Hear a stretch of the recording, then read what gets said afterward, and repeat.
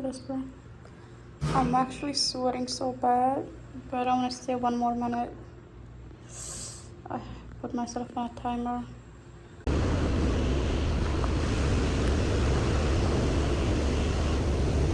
Ah!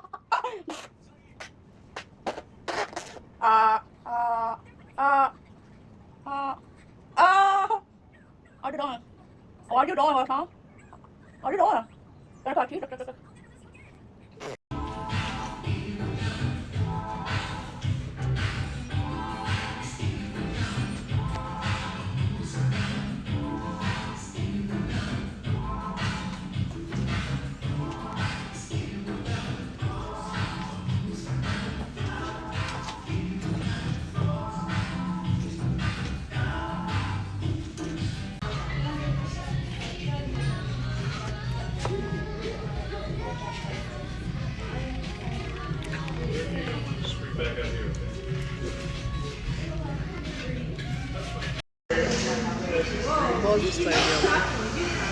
Did you just call me Gosala?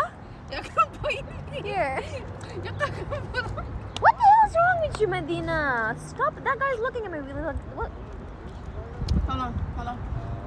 Show me. Bro, I love your makeup. I don't know what you did to yourself.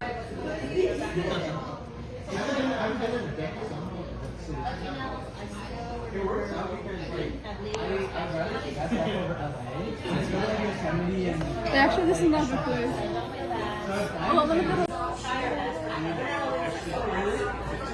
Medina, do it lower. Like, do it somewhere here.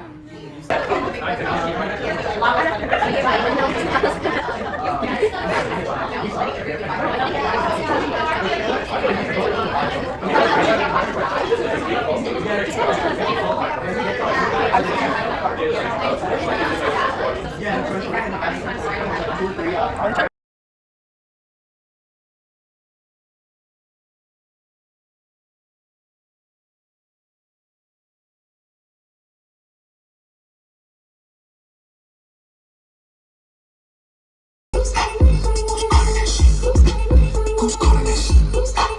Who? Yeah, OVO Sound 2025. Who's calling this? Is it Stacy? Is it Zay?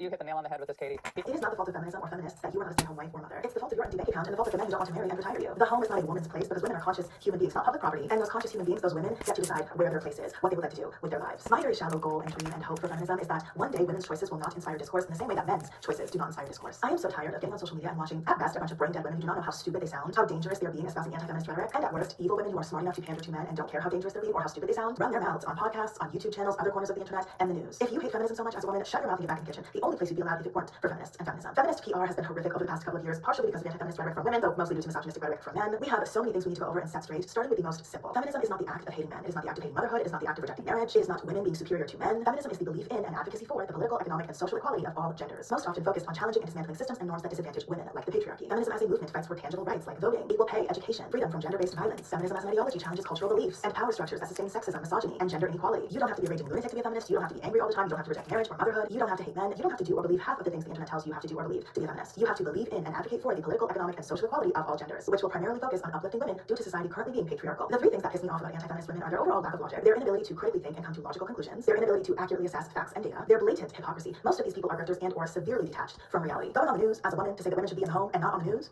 Are you okay? And how much harm they do to the feminist movement, thus causing irreparable harm to women in the most oppressive situations. All of these idiots denounce and attack feminism, thinking that feminism means women they don't like on Twitter, not realizing or not caring that they're demeaning a movement, trying to dismantle a movement, trying to liberate child brides, trying to criminalize marital rape, trying to eliminate female genital mutilation. They are actively sacrificing women so they can get clappies on Twitter. First of all, the lack of logic, the inability to come to sensible conclusions, the inability to accurately assess facts and data. If it weren't for feminism, I wouldn't have to work. Women have always been working. Whether we look to domestic labor that's often overlooked due to misogyny, or we look to a presence in the workforce, something also undervalued when women do it and overlooked due to misogyny. Women have always been working. Feminism fought for women to be paid for that work. Feminism fought for protections in the workplace that benefited men and women. Feminism fought for not only women's right to earn income, be paid for their work, but have their own bank account to put that payment in. Feminism fought and fights for women's financial freedom. Not only something that all human beings deserve because they're autonomous, conscious beings, but something that became necessary because the dynamic that you idiots romanticize, women relying solely on the men in their lives, left them in abusive relationships. The reason you are working isn't because of feminism. The reason you are able to reap the benefits of working is because of feminism. You're working because you weren't born rich. You're working because your bank account is empty. You're working because you don't have an inheritance. Feminism isn't stopping you from getting a boyfriend or husband who wants to pay all of your bills and retire you. By the way, feminism is not barring you from any of your life goals, no matter how archaic they may be. And it's time you stop using feminism as the scapegoat whenever you realize you are not living a life you like. Feminism has given you more, not less. Feminism has done its job. We don't need it in the West.